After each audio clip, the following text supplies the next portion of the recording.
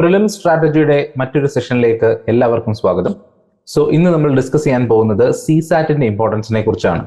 CSAT എന്ന് പറയുമ്പോൾ civil services aptitude test, അതായത് ജനറൽ സ്റ്റഡീസ് പേപ്പർ 1ഉം ജനറൽ സ്റ്റഡീസ് പേപ്പർ 2 ആണ് നമുക്ക് പ്രിലിമിനറി എക്സാമിനേഷൻ ഉള്ളത്. അതിനകത്ത് ജനറൽ സ്റ്റഡീസ് പേപ്പർ 2 ആണ് സിസാറ്റ് എന്ന് പറയുന്നത്.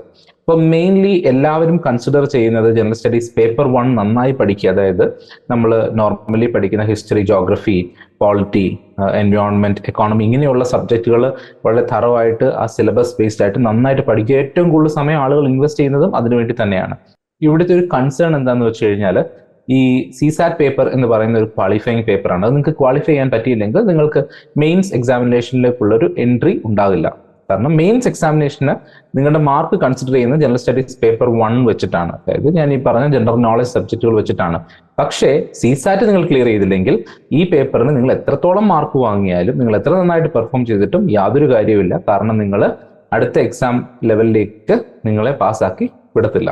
അതുകൊണ്ട് തന്നെ സിസാറ്റിന് അത്രമാത്രം ഇമ്പോർട്ടൻസ് ഉണ്ട്. അപ്പം എങ്ങനെ നമുക്ക് ഈ ഒരു പ്രിലിമിനറി എക്സാമിനേഷന് വേണ്ടിയിട്ട് സിസാറ്റിന് നന്നായിട്ട് തയ്യാറെടുക്കാം എന്നുള്ളത് ഒന്ന് ആലോചിക്കാം. അപ്പം ആദ്യം ചെയ്യേണ്ടത്, എല്ലാ ദിവസവും മിനിമം 5 ക്വസ്റ്റ്യനെങ്കിലും, സിസാറ്റിന്റെ 5 ക്വസ്റ്റ്യനെങ്കിലും നിങ്ങൾ ചെയ്യുക. അതിന് ക്വസ്റ്റ്യൻ പേപ്പേഴ്സ് എല്ലാം അവൈലബിൾ ആണ്.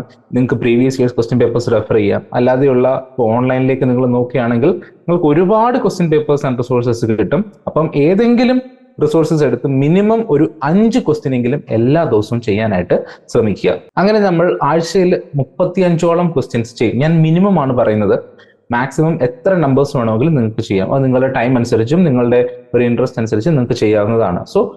മിനിമം 5 ക്വസ്റ്റ്യൻ ചെയ്യുക. അങ്ങനെ നോക്കുമ്പോൾ ഒരു 35 ക്വസ്റ്റ്യനോളം നമുക്ക് ഒരാഴ്ചയിൽ ചെയ്ത് തീർക്കാനായിട്ട് പറ്റും. അപ്പൊ ഈ 35 ക്വസ്റ്റ്യനിലേക്ക് നോക്കുമ്പോൾ ഒരു കാര്യം ശ്രദ്ധിക്കുക. കാരണം സിസാറ്റിനകത്തും ഒരുപാട് ടൈപ്പ് ഓഫ് ക്വസ്റ്റ്യൻസ് ഉണ്ട്, ഒരുപാട് ടോപ്പിക്സ് ഉണ്ട് അതിനകത്ത് കവർ ചെയ്യുന്നത്. ഇപ്പം നമ്മളുടെ mental ability type of questions ആയാലും, റീസണിങ് ടൈപ്പ് ഓഫ് ക്വസ്റ്റ്യൻസ് ആയാലും, സിലോജിസം ടൈപ്പ് ഓഫ് ക്വസ്റ്റ്യൻസ് ആയാലും, അതേപോലെ കോംപ്രിഹെൻഷൻ ടൈപ്പ് ഓഫ് ക്വസ്റ്റ്യൻസ് ആയാലും, അങ്ങനെയുള്ള ഒരുപാട് ടൈപ്പ് ഓഫ് ക്വസ്റ്റ്യൻസ് ഉണ്ട്.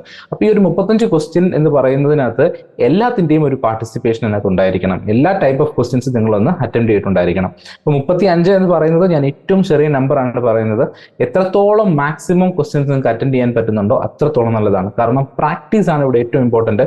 നിങ്ങൾക്ക് ഏറ്റവും കൂടുതൽ പ്രശ്നം സിസാറ്റിൽ സംഭവിക്കാൻ പോകുന്നത് ഒരു ക്വസ്റ്റ്യന് വേണ്ടിയിട്ട് ഒരുപാട് സമയം ചെലവഴിക്കും എന്നുള്ളതാണ്. അതുകൊണ്ട് തന്നെ വേണ്ടത്ര ക്വസ്റ്റ്യൻസ് അറ്റൻഡ് ചെയ്യാൻ പറ്റാതെ വരികയും, അറ്റൻഡ് ചെയ്ത ക്വസ്റ്റ്യൻസിൽ ഒരുപാട് നെഗറ്റീവ് മാർക്കിംഗ് വരികയും, അങ്ങനെ നമുക്ക് ക്ലിയർ ചെയ്യാൻ പറ്റാതെ പോകുന്നതാണ് ഏറ്റവും ഇമ്പോർട്ടൻ്റ് ആയിട്ട് സംഭവിക്കുന്ന ഒരു പ്രശ്നം. അപ്പൊ അതുകൊണ്ട് മാക്സിമം ക്വസ്റ്റ്യൻസ് നിങ്ങൾ അറ്റൻഡ് ചെയ്യുമ്പോൾ നിങ്ങൾക്ക് കൂടുതലായിട്ട് സ്പീഡിൽ ചെയ്യാനായിട്ട് പറ്റും. അങ്ങനെ ആക്യുറസിയും നിങ്ങൾക്ക് കൂടുതലായിട്ട് ഇൻക്രീസ് ചെയ്യാനായിട്ട് പറ്റുന്നതാണ്.